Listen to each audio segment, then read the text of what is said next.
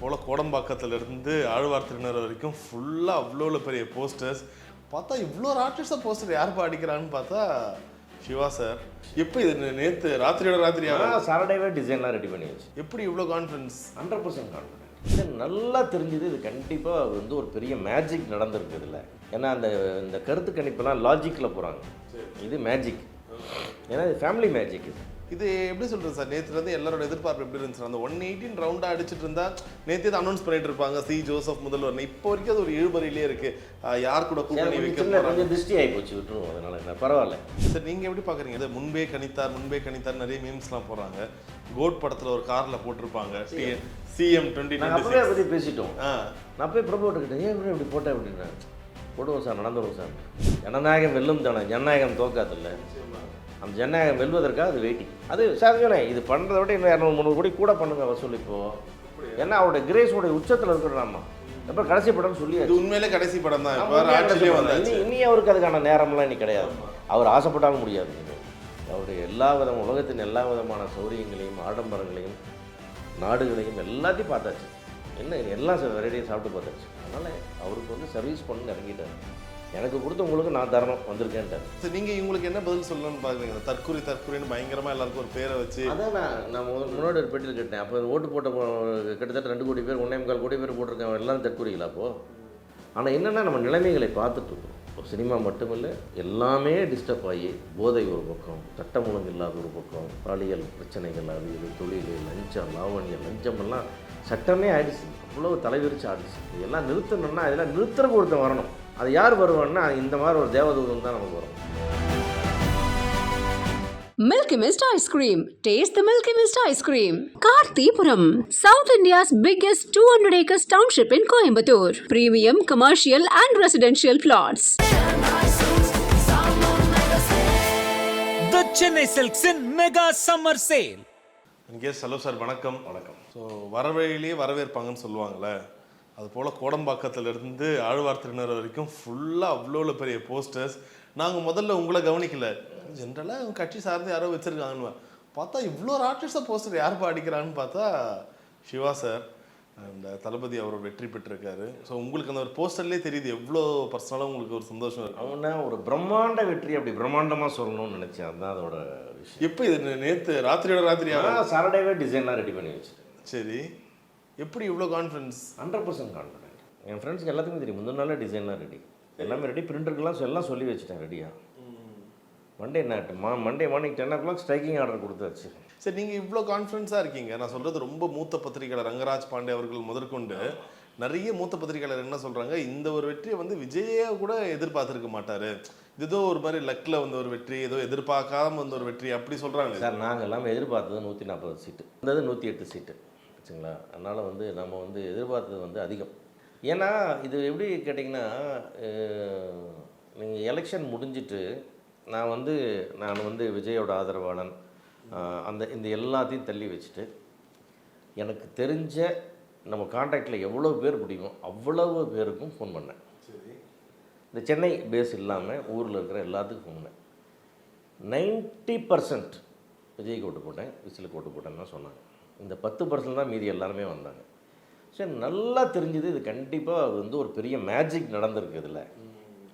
ஏன்னா இந்த கருத்து கணிப்பெல்லாம் லாஜிக்கில் போகிறாங்க, இது மேஜிக்.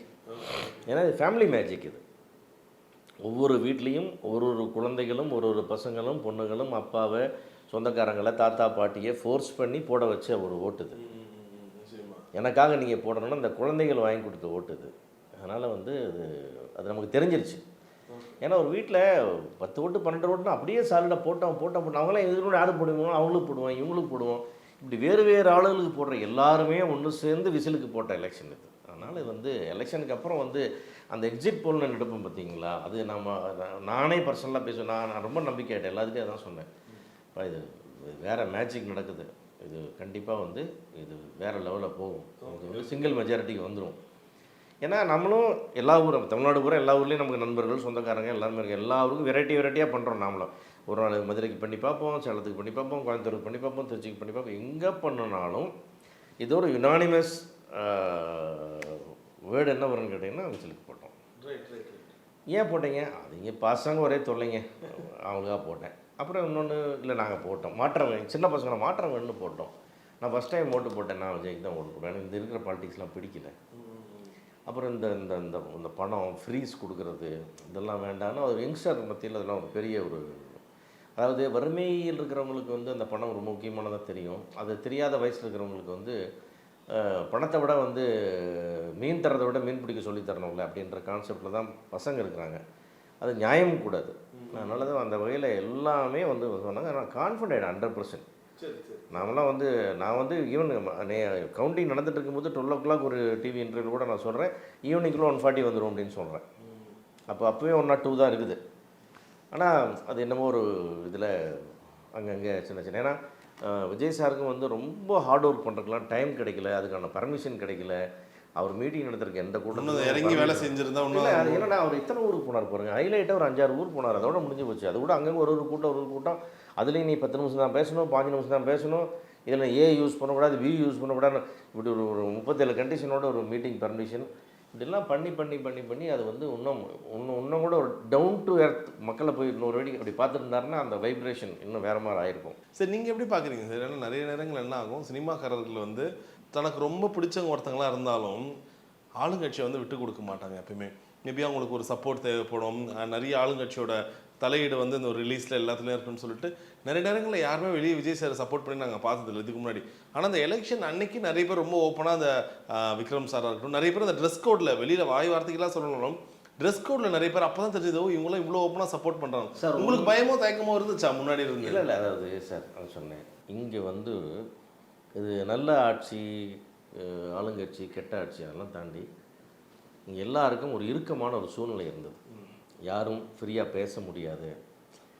நமக்கு இதுக்கிட்ட வம்பு, இது அங்கேருந்து இங்கே வருமோ, இங்கேருந்து அங்கே வருமோ, இப்படி எல்லாரும் வந்து பல்வேறு விதமான யோசனைகளோட ஒரு முறை பல்ல கழிச்சிட்டு வாழ்ந்துட்டு இருந்த ஒரு காலகட்டம். சினிமா சொல்கிறீங்களா ஜென்ரலாக சொல்கிறீங்களா? சினிமா ஜென்ரலாகவும் சொல்கிறேன், சினிமாவும்.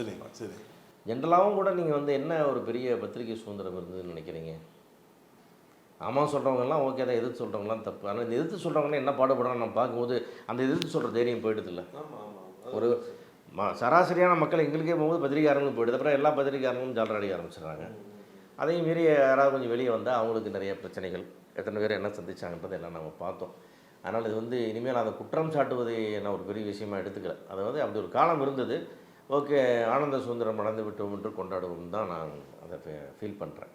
பயங்கர. ஏன்னா இது எப்படி சொல்கிறது சார், நேற்றுலேருந்து எல்லாரோட எதிர்பார்ப்பு எப்படி இருந்துச்சு, அந்த 118 ரவுண்டாக அடிச்சுட்டு இருந்தா நேற்று தான் அனௌன்ஸ் பண்ணிட்டு இருப்பாங்க சி ஜோசப் முதல்வர். இப்போ வரைக்கும் அது ஒரு இழுபறியிலே இருக்குது. யார் கூட கூட்டணி வைக்க கொஞ்சம் திருஷ்டி ஆகி போச்சு, விட்டுருவோம். அதனால் என்ன பரவாயில்ல. உங்களுக்கு யார் கூட ஒரு கூட்டணி வச்சா ஓரளவுக்கு கொஞ்சம் நல்லா இருக்கும்ன்ற ஒரு விருப்பம் இல்லை சார். அது இந்த கருத்தெல்லாம் நம்ம சொல்லக்கூடாது. ஆக்சுவலாக யார் கூட வேணால் கூட்டணி வைக்கலாம், அவங்களுக்குன்னு அந்த டேர்ம்ஸ் அண்ட் கண்டிஷன்ஸ் இருக்கும். அதுக்கு யார் ஒத்து வர்றாங்களோ அவங்க செய்யட்டும். அப்படி சரி, எது பண்ணாலும் அவர் தான் முதல்வர்ன்றதுல மாற்றம் இல்லை, அவர் தான் ஆட்சி நடத்த போகிறன்றதுல மாற்றம் இல்லை. இந்த இந்த இந்த 10 பேர் வந்து 11 பேர் வந்து இந்த இதையும் மாற்றிட முடியாது. இவ்வளோ தானே இது. இந்த 10 பேர் வச்சா கவர்மெண்ட் அது இல்லை. அது இந்த 110 பேர் சொல்கிறது 108 பேர் சொல்கிறது அந்த 10 பேர் கேட்டாகணும். ஆனால் லைக் மைண்டடாக தான் எடுப்பாங்க. அதுக்கான டேர்ம்ஸ் அண்ட் கண்டிஷன்ஸ் பேசி எடுப்பாங்க. நிச்சயமாக விஜய் சார் வந்தோடனே அது யார் வேணால் உள்ளே வரட்டும், யார் வேணால் சேரட்டும், இங்கே இருக்கிற சட்டம் ஒழுங்கு நிச்சயமாக சரி செய்யப்படும், இந்த போதை கலாச்சாரம் ஒழிக்கப்படும், தொழில் சுதந்திரம் கொடுக்கப்படும். இந்த 3ஐயும் நாங்கள் வந்து 100% எதிர்பார்க்குறோம். சரி, நீங்கள் எப்படி பார்க்குறீங்க? இது முன்பே கணித்தார் நிறைய மீம்ஸ்லாம் போடுறாங்க. கோட் படத்தில் ஒரு காரில் போட்டிருப்பாங்க சிஎம் 2026 பற்றி பேசிட்டோம். நான் போய் பிரபுக்கிட்ட ஏன் இப்படி போட்டேன் அப்படின்னா, போடுவோம் சார், நடந்துடும் சார். அது லாஜிக், அந்த நம்பர்ஸ் பார்த்தா லாஜிக்கே இருக்காது. அப்படிலாம் வராத நம்பர் பிளேட்டு. அது போடுவோம்.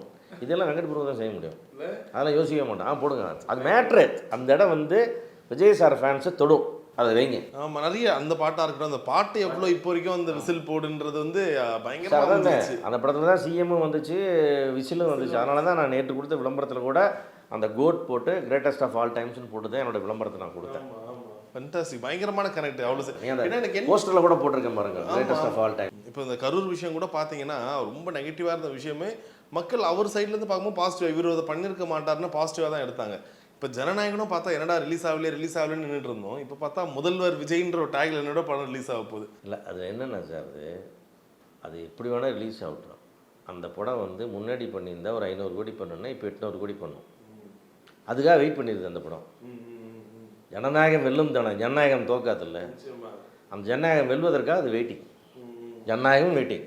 அது சார் சொன்னேன், இது பண்ணுறத விட இன்னும் 200-300 கோடி கூட பண்ணுங்க வசூல் இப்போது. ஏன்னா அவருடைய கிரேஸோடைய உச்சத்தில் இருக்கிறாமா. அப்புறம் கடைசி படம்னு சொல்லி இது உண்மையிலே கடைசி படம் தான். இப்போ ஆட்சியிலே வந்தாச்சு. இனி அவருக்கு அதுக்கான நேரம்லாம் இனி கிடையாது. அவர் ஆசைப்பட்டாலும் முடியாது இனிமேல். ஆமாம், ஏன்னா முன்னாடி கூட நூலில் சொன்னாங்க, இவர் எப்படியும் வரமாட்டாருங்க, திரும்ப வந்து இதுக்கு லாஸுக்குன்னு ஒரு படம் நடிப்பார், தொடர்ந்து இப்படி நிறைய பேசிக்கு வந்து நேற்று வந்து ரிசல்ட் வந்து ஒரு பெரிய ஒரு பதிலாக போயிடுச்சு. சார் விஜய் சார் சொன்னேன், நான் வந்து நீண்ட வருடமாக அவரை நம்ம பார்த்துட்டு அப்சர்வ் பண்ண சொல்கிறேன். அவர் ஒரு விஷயத்தை முடிவு பண்ண மாட்டார், பண்ணிவிட்டு அவரை மாற்றிக்க மாட்டார். அது அவர் ஓன் டைலாக். சரி சரி. ஏன்னா அவர் அப்படி தான். அவர் வந்து அவர் வந்து அந்த சலசலன்னு பேசிகிட்டு இருக்கிற ஆள் இல்லை. எல்லா மீடியா இருக்கிற எல்லாத்துக்குமே தெரியும். அளவாக பேசுவார், அளவாக இருந்துக்குவார். எல்லாமே ஒரு வித்தின் லிமிட் இருக்கும். அதில் அது மாதிரி யோசித்த ஒரு முடிவு அவர் எடுத்தாருன்னா எடுத்தது தான். நான் 2017 போய் சாரை பார்த்து பேசினேன். 2017 பார்த்து நீங்கள் அரசியலுக்கு வாங்கன்னு சொன்னேன். அப்போ வந்து அவர் வந்து இல்லை யோசிக்கிறேன், எனக்கெல்லாம் உடனே ஐடியா இல்லை அப்படின்னு சொல்லிட்டேன். இல்லை சார் ரொம்ப அப்போது வந்து எல்லாமே இந்த ஒரு ஜெயலலிதாவோட கொலாப்ஸ் அது இதுன்னு எல்லாமே கொஞ்சம் இருக்கிற நேரங்கள் ரொம்ப தப்பாக இருக்குது. இதுக்கு வந்து கரிஷ்மா உள்ள ஒருத்தர் வேணும். விஜயகாந்த் சார் இருந்தார், நீங்கள் அவர் உடம்பு சரியில்லை. ஸோ இதுக்கு ஆல்டர்னேட்டாக இன்றைக்கி இருக்கிறதுல வந்து நீங்கள் தான் இருக்கீங்க. அந்த வந்தால் தான் வந்து நம்மளோட மக்களை கொஞ்சம் ஒரு மாதிரி கட்டுக்கோப்பை கொண்டு போய் சேர்க்கணும். இந்த மாதிரி நான் அப்படி இருக்குன்னு நான் சொன்னேன். எல்லாம் புரியுது, கொஞ்சம் டைம் வேணும், நானும் அதுக்கு தயாராகணும்ல அப்படின்னாரு. அந்த தயாராகிறது தான் இந்த ஒரு 5-6 வருஷம். இல்லை ஒரு பயங்கர ஒரு பிளானிங் நடந்திருக்கு. ஆனால் அதுக்கு பின்னாடி ஒரு எல்லாம் இருக்கும்ல. இப்படி இப்போ நான் சொல்கிற மாதிரி எவ்வளோ பேர் சொல்லியிருப்பாங்க, நான் மட்டும் சொல்லல, அந்த மாதிரி எவ்வளோ பேர் அவருக்கு சொல்லியிருப்பாங்க. நீங்கள் இப்போ சொன்ன மாதிரி விஜயகாந்த் சார் இந்த இடத்துல எவ்வளோ மிஸ் பண்ணுறீங்க? ஏன்னா நிறைய பேர் என்ன சொன்னாங்க, ஒரு வேளை விஜயகாந்த் சார் மட்டும் இருந்தால் இவங்க 2 பேரும் 100% கூட்டணி வச்சுருப்பாங்க. இல்லை இப்போ நிறைய விஜயகாந்த் சார் இருந்திருந்தாருன்னா விஜயகாந்தன் விஜய் தான், அது ஒன்றும் மாற்றமே கிடையாது. அதெல்லாம் வந்து இந்த தமிழ்நாட்டுக்கே பெரிய மாபெரும் புட்களமாக இருக்கும். ஈவன் அதர்வைஸ் விஜயகாந்த் சாரோட எல்லா விஷயமும் அவர் நிறைவேற்றுவார். அவருக்கு என்ன நல்ல மனசு இருந்தோ அந்த மனசு விஜய் சாருக்கு இருக்குது. அந்த சர்வீஸ் மைண்ட் இருக்குது, எல்லாத்துக்கும் ஹெல்ப் பண்ணணும்னு ஒன்று இருக்குது. அப்புறம் மற்றவனுக்கு மாதிரி அன்னக்காவடியை உள்ளே வந்து இதில் சம்பாரித்து கோடி கோடியாக பார்க்கணும், இனிமேல் தான் கார் பங்களா பார்க்கணும் ஆசை பண்ணணும்லாம் ஒன்றுமே இல்லை. லிவ்ட் இஸ் லைஃப், பார்த்தாச்சு புரியுதுங்களா. அவருடைய எல்லா உலகத்தின் எல்லா விதமான சௌரியங்களையும் ஆடம்பரங்களையும் நாடுகளையும் எல்லாத்தையும் பார்த்தாச்சு. எல்லாம் வெரைட்டியாக சாப்பிட்டு பார்த்தாச்சு. அதனால் அவருக்கு வந்து சர்வீஸ் பண்ணணும்னு இறங்கிட்டார். எனக்கு கொடுத்த உங்களுக்கு நான் தரணும் வந்திருக்கேன்ட்டார். அவ்வளோதான் சார். இதுக்கு மேலே உங்களுக்கு ஒரு பெட்டர் பர்சன் கிடைக்க முடியாது. விஜயகாந்த் சார் வந்தாலும் விஜயகாந்த் வந்து காசு மேலே அவர் சம்பாதிக்கும் போதே காசை வந்து காசுனே பார்க்க மாட்டார். அது ஒரு மரியாதையே வச்சுக்க மாட்டார். அது ஏன் பணம் என்னையா பணம் சொல்லியிருப்பார் டைலாக், செத்தா கூட அரணக்குடி அறுத்து தான் எப்போ வைப்பாங்க பாரு. அந்த மாதிரி ஒரு நிஜமான எண்ணம் அது. அதே தான் விஜய் சார். ஒரு மேடையில் வந்து நீங்கள் சீமான் சார் கூட பேசும்போது கவனிச்சிருந்தோம், அந்த பகலவன் படத்தை பற்றி பேசியிருந்தீங்க. அப்போ ஷாக்கிங்காக இருந்துச்சோ, இதுக்கு முன்னாடி இவ்வளோ கதைகள் நடந்துருந்துச்சா? ஏன்னா இப்போ சீமான் சார் ரொம்ப வருத்தத்துக்குரிய எந்த ஒரு சீட்டுமே இது பண்ணல, அவரும் உங்களுக்கு ரொம்ப க்ளோஸ். ஸோ அவரோட இந்த ஒரு தேர்தல், ஏன்னா இது போன தேர்தலை விட இந்த வாட்டி கணிசமாக அவருக்கு வாக்கு வங்கி குறைஞ்சிருக்கு, சீட்ஸ் எதுவுமே வின் பண்ணலை, உங்களுக்கு அது ஒரு சின்ன ஒரு வருத்தத்தை கொடுத்துருக்குமே? இல்லை அதாவது சார் சீமான் நெருங்கிய நண்பர், என் அன்பு தம்பி, அதெல்லாம் வேறு விஷயம். என்னென்னு கேட்டிங்கன்னா, இப்போ மக்கள் வந்து எல்லாத்துக்குமே சீமானை பிடிக்கும். ஆனால் ஏன் சீமானை பிடிக்காமல் விஜய்க்கு ஓட்டு போடுறாங்கன்னா, நம்ம ஆசைப்படுற ஆல்டர்னேட் கவர்மெண்ட்டை இவர் தான் தர முடியும், அவருக்கு முடியாது அப்படின்னு அவங்க எல்லாருமே அதை ஃபீல் பண்ணிட்டாங்க. அதனுடைய விளைவு தான் அது இல்லைங்களா. இப்போ நான் போடுறேன், இப்போ அவர் இப்படிப்பா ஜெயிச்சு வந்துடுவார், இது வேறு இவ்வளோ சிக்கல் இருக்குது, இவ்வளோ பெரிய சிக்கல் இருக்குது அப்படின்னா அவர் வந்து எல்லாருடைய அன்புக்குரியவர் மரியாதைக்குரியவரை தவிர அந்த ஓட்டு போட்டே ஒரு மொத்த தமிழ்நாட்டையும் உள்ள ஜெயிச்சு ஆட்சிக்கு வந்துடுவான்ற நம்பிக்கை உருவாகலாம் மக்கள்கிட்ட. அதுதான் காரணமே தவிர மற்றபடி வேறு ஒன்றும் இல்லை. அதனால் வந்து அதுக்காக வந்து சீமான் வந்து செல்வாக்கு இழந்தவர் கிடையாது. அவர் மாதிரி ஒரு மிகப்பெரிய போராளி. அது ஒன்று இந்த மாற்றம். ரைட். ஸோ சினிமா வட்டாரங்களில் இந்த நியூஸ் எப்படி எதிரொலிச்சிருக்கு? கண்டிப்பாக சார். சினிமா அதான் அந்த சினிமா வட்டாரங்களில் ஏன் வந்து எல்லாம் வந்து ஓட்டு போடுற அன்னைக்கு சொன்னாங்க, இப்போ ஜெயிச்சதுக்கப்புறம் சொல்கிறாங்க, ஏன் போன வாரம்லாம் சொல்ல? அப்படிதான் அதான் நிலைமை. தமிழ் சினிமாவோட நிலைமை இன்னொரு பயத்தோடு தான் இருக்காங்க. பயமே நிஜமான பயம், பெரிய பயம். நானெல்லாம் ஏன் முன்னாடிலாம் பேசுன்னு தெரியல. நான் எந்த பெட்டிலையும் எந்த கான்ட்ரவர்சியும் பேச முடியாது. எதுக்கு பேசுகிறோம்? இப்போ கொஞ்சம் விடுங்க பாங்களே, நாங்கள் எதாவது தொழில் பண்ணுறோம். சரி, நான் சொல்கிறது இப்போ நான் வந்து இதுக்கு முன்னாடி எந்த அரசியல் கட்சியிலையும் நம்ம எந்த பொறுப்புலையும் இல்லை, இவர் விஜய் சார் கட்சியிலும் நம்ம எந்த பொறுப்புலையும் இல்லை, நம்ம எதுவுமே இல்லை. நம்முடைய நானே இப்போ இன்னும் கரண்ட்டை வந்து 4 படம் கையில் வச்சுட்டுலாம் அதெல்லாம் ஒன்றுமே இல்லை. 4-5 வருஷம் ஆச்சு படம். ஆனால் என்னென்னா நம்ம நிலைமைகளை பார்த்துட்ருக்கோம். ஒரு சினிமா மட்டும் இல்லை, எல்லாமே டிஸ்டர்ப் ஆகி இந்த போதை ஒரு பக்கம், சட்டம் ஒழுங்கு இல்லாத ஒரு பக்கம், பாலியல் பிரச்சனைகள், அது இது தொழில், லஞ்சம், லாவணியம், லஞ்சமெல்லாம் சட்டமே ஆயிடுச்சு. அவ்வளோ தலைவிரிச்சு ஆடிச்சு. இதெல்லாம் நிறுத்தணும்னா இதெல்லாம் நிறுத்துறதுக்கு ஒருத்தன் வரணும். அது யார் வருவான்னா இந்த மாதிரி ஒரு தேவதூதன் தான் நமக்கு வரணும். அதனால் அரசு மேலே இதுக்கு முன்னாடி இந்த அரசியல்வாதிகள் மேலே அரசு, நான் சொல்கிறது எல்லா கட்சிகளையும் சொல்கிறேன், எல்லார் மேலேயும் மக்கள் மொத்தமாக நம்பிக்கை, அதான் இந்த ரிசல்ட்டு. எல்லார் மேலேயும் நம்பிக்கை இழந்துட்டாங்க. எங்களுக்கு ஒரு ஆல்டர்னேட்டிவ் வேணும், அந்த ஆல்டர்னேட்டிவ் தான் அதான் மெஜாரிட்டி கொடுத்துருக்காங்க. விஜய் சார் இறங்கி அடிச்சிருந்தா இது 200 தொகுதி, அவரை தான் போக விட நிறுத்திட்டாங்க. இது நடக்கும்னு பயந்து தான் நிறுத்திட்டாங்க அங்கங்கே. சார் இப்போ இன்னும் சில பேர் வந்து என்ன ஒரு குற்றச்சாட்டு வைக்கிறாங்கன்னா, இப்போ தானே ஃபஸ்ட் டைம் வந்திருக்காரு, இவருக்கு இதெல்லாம் தெரியுமா, இல்லை இவங்க எல்லாருமே சேர்ந்து ஒரு ராஜதந்திரம் பண்ணி ஏதாச்சும் டிசால்வ் பண்ணுவாங்களா, அப்படி இப்படி இது எப்படி எதிர்கொள்ள போகிறாருன்ற கேள்விகள்லாம் இருக்கு. டிசால்வ் பண்ணால் இன்னும் விஸ்வரூபமாக வெளியே வருவார், அவ்வளோதானே. ராஜேந்திரன் பண்ணி டிசால்வ் பண்ணுங்கள், அடுத்து என்ன நடக்கும்? 217 சீட்டு வரும் உண்மையாகவே. இதுக்கப்புறம் அவர் போய் இறங்கி தமிழ்நாட்டு முழுக்க எல்லா ஊரையும் அப்படி ஒரு சுற்றிட்டு வந்துட்டார்னு வச்சுக்கோங்க, அது முடிஞ்சது. நீங்கள் அப்போ இப்போ பார்த்துருப்பீங்க எத்தனை, நீங்கள் எந்த குழந்தைங்க போட்டால் எத்தனை பாட்டிங்க ஓட்டு போட்டுன்னு பார்த்துட்டு இருக்கிறோம். இப்போ நம்ம இசிக்கு போட்டேன், விசிலுக்கு போட்டேன், ஊதிக்கு போட்டேன், ஊதாவுக்கு போட்டேன், விகிலுக்கு போட்டேன், எத்தனை பாட்டிகள் ஓட்டு போடுறாங்க. அப்போ பாட்டிகள்லாம் ஃபேன்ஸ். ஆமாம் ஆமாம் சார். நீங்கள் இவங்களுக்கு என்ன பதில் சொல்லணும்னு பார்க்குறீங்க? தற்கொலைன்னு பயங்கரமாக எல்லாருக்கும் ஒரு பேரை வச்சு. அதான் நான் முன்னாடி ஒரு பேட்டியில் கேட்டேன். அப்போ ஓட்டு போட்ட கிட்டத்தட்ட 2 கோடி பேர், 1.25 கோடி பேர் போட்டிருக்காங்க, எல்லாம் தற்கொலைகளா? அப்போது கட்சியில் இருக்கிறவங்க தற்கொலைன்னு சொன்னீங்க, இப்போ இதுக்கு நம்பி ஓட்டு போட்ட 1.25 கோடி அவங்களும் தற்கொலைகளா? அப்போ நீங்கள் மட்டும் புத்திசாலியா? அதாவது மக்களை ஏச்சு பிழைக்கிற நீங்கள் எல்லாம் புத்திசாலிங்க, உங்களுடைய அடையாளம் கண்டு மாற்றி ஓட்டு போட்டால் அவன்லாம் தற்கொலையா? சார் இது மிக தவறுது. அதாவது மக்கள் சேவை என்பதில் வந்து எல்லாத்துக்குமே ஒரு சின்ன சின்ன சுயநலங்கள் இருக்கும். அவங்க அந்த கட்சியை நடத்தணுமோ என்னமோ ஏதோ இந்த மாதிரி விஷயங்கள் எதாவது எல்லாமே ப்ராக்டிக்கலான சில விஷயங்கள் இருக்கும் சார். ஆனால் இது ஏதோ வந்து அப்படியே கையை திருவி காசு பிடிங்கிட்டு போகிற மாதிரி ஒரு விஷயத்தை நடத்திட்டாங்க. இது வந்து அடுத்து வர்ற எல்லா அரசியல்வாதிகளுக்கும் இது ஒரு பெரிய பாடம். நான் சொல்கிறது இப்போ நடத்த போகிற அரசியல் வரைக்கும் இவங்களை பார்த்து அவங்க தெரிஞ்சுக்குவாங்க. இதில் யாராவது தப்பு பண்ண போனால் அப்போ சொல்லுவார் தலைவர் கூப்பிட்டு, தெரியுதா உனக்கு அவன் நிலைமை என்னன்னு, இப்போது அதுதான் உனக்கும் மாறு. அது மட்டும் இல்லை, விஜய் சாருக்கு எனக்கு என்ன நம்பிக்கைன்னு கேட்டிங்கன்னா, அவர் 100% சரியாக இருக்கும் பொழுது கீழே இருக்கிற எல்லாம் 100% சரியாக இருப்பாங்க. அப்படி யாராவது ஒருத்தர் 99% சரி, 1% சரியில்லைனா கூட அவர் தூக்கி வெளியே போட்டுருவார். ஏன்னா அவர் நிச்சயமாக அவர் ஒரு முடிவு பண்ணார்னா யாருக்குமே எப்போவுமே பயப்பட மாட்டார், தூக்கி போட்டுருவார். அப்புறம் இந்த 108ம் சரி, இதுக்கப்புறம் எவ்வளோ பேர் வருது, யாரும் எந்த முகம் எந்த பேர் பார்த்து ஓட்டு போடல. அத்தனை ஓட்டரும் விஜய் சாருக்கு விழுந்த ஓட்டு. எல்லா ஊர்லேயும் அவர் சொன்னார்ல, எல்லா ஊர்லேயும் நானே நிற்கிறதா நினச்சிக்கணும், அப்படி நினச்சி தான் எல்லோரும் ஓட்டு போட்டாங்க. அதனால் எல்லாருமே அவங்க தான். அது அதனால் வந்து யாருமே இது வந்து என்னுடைய வெற்றி அப்படின்னு யாருமே இதுக்கு சொந்தமெல்லாம் கொண்டாடுறாங்க. அவங்க கேண்டிடேட்ஸை கூட அப்படி சொல்லலை, எல்லாருமே சொன்னீங்கன்னா என்னன்னா இப்போ பாருங்கள் வந்துக்கிறலாம் யார் எல்லாம். ஆமாம், ரொம்ப ஒரு ஆட்டோ ஓட்டுநர் வின் பண்ணியிருக்காரு. ஈஸியாக சரவணன் அவர்லாம் ரசிகர் மன்றத்தில் இருந்தவர், அவர் எம்எல்ஏவாக இருக்கார். அதில் இன்னொருனா ஒரு தேட்டர் ஓனர் ரேவந்த் தான் ஆகிறாரு. தேட்டரில் பேனர் கட்டி கட் அவுட் வச்சவங்களாம் எம்எல்ஏ ஆகிறாங்க. அதுதான் அதோட அழகு. அதான் சொன்னாங்க, கட்சியிலே பார்த்தீங்கன்னா ஒரு 5-6 பேர் வந்து கொஞ்சம் வசதியானவங்களாம் இருந்திருப்பாங்க, அவ்வளோதான். இது எல்லாமே அடித்தட்டு மக்கள். இந்த அடித்தட்டு மக்கள் எம்எல்ஏவாகி மந்திரியாகி மக்கள்கிட்ட வரும்போது அவங்களுக்கு உண்மையாகவே மக்களோட பிரச்சனை புரியும். அவன் குடிசையில் வளர்ந்தவன், அவனுக்கு வாழ்க்கை தெரியும், வறுமை தெரியும், கஷ்டம் தெரியும். அதையெல்லாம் சரி பண்ணுறதுக்கு அவங்க போராடுவாங்க. வந்தோடனே அவன் சௌரியத்தை தேட மாட்டான், தேடினே நீங்கள் மக்கள் விட மாட்டாங்க. முன்னாடியெல்லாம் சாதாரண குடிசை வீட்டில் இருக்கிறவன் பெரிய கோபுரம் கட்டி குடியிருப்பான். இனிமேல் இந்த அரசியல் குடிசையில் கோபுரத்துக்கு மாற சொல்லுங்கள் பார்ப்போம், துரத்தி அடிப்பாங்க மக்கள். அவேர்னஸ் வந்துருச்சு, நீங்கள் மீடியா வந்துருச்சு, அதெல்லாம் இல்லாத காலத்தில் எல்லாம் பண்ணிட்டீங்க. இனி அதெல்லாம் இல்லை. இனி வந்து இந்த 5 ஆண்டு காலம் இல்லை, அது தொடர்ந்து வரக்கூடிய அனைத்து ஆண்டுகளுமே வந்து தமிழகத்தின் பொற்காலமாக இருக்கும், தமிழக வெற்றி கழகத்தின் பொற்காலமாக இருக்கும். Excellent sir. ஸோ உங்களுடைய வாழ்த்தை நீங்கள் ஆல்ரெடி சொல்லியிருப்பீங்க, இருந்தாலும் எங்களுக்காக உங்கள் ஸ்டைலில் உங்களுடைய வாழ்த்தை சொல்லி முடிக்கலாம்னு நினைக்கிறேன். எங்கள் அன்பு தளபதி விஜய் அவர்களுக்கும் அவருடைய அத்தனை போர்ப்படை தளபதிகளுக்கும் வீரர்களுக்கும் என்னுடைய நெஞ்சார்ந்த வாழ்த்துக்கள். தமிழகத்துக்கு ஒரு பொற்காலத்தை படைத்து தாருங்கள். என்னாலும் தொடர்ந்து நீங்களே ஆண்டு கொண்டிருங்கள். Excellent sir. ஸோ நீங்கள் போட்டிருக்க சட்டம் முதற்கொண்டு நாங்கள் அதை வென்ஃபீல்டாக எடுத்துக்கல, விஜய்னே எடுத்துக்கலாம்னு நினைக்கிறேன். ரைட், அடிச்சுக்கணும். அதே தான். Thank you so much. நெஞ்சிலே இருக்கு. நிச்சயமா. நன்றி sir. Thank you so much. Milky Mist Ice Cream. Taste the Milky Mist Ice Cream.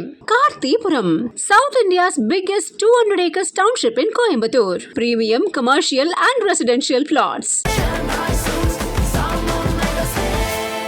The Chennai Silks in Mega Summer Sale.